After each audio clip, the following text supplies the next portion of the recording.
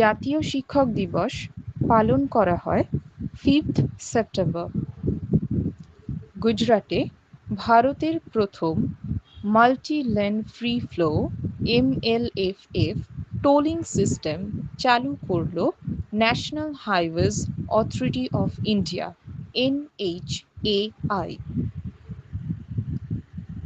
25th Shanghai cooperation organisation summit SCO অনুষ্ঠিত হল চীনের থিয়েনচিনে।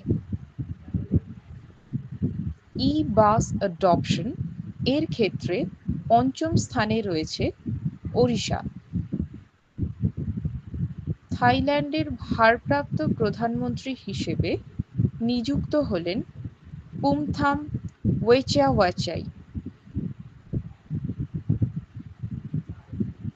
সম্প্রতি বন্ধন ব্যাংককে 44.7 লক্ষ টাকা জরিমানা করল RBI, reserve bank of India.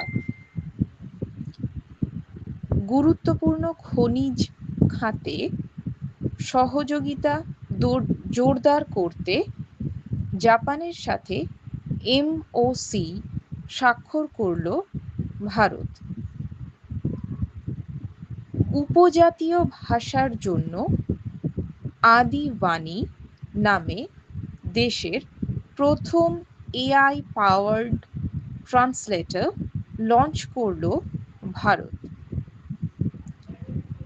2025 time 100 AI তালিকায় স্থান পেলেন কগনিজেন্টের CEO রবি কুমার এস।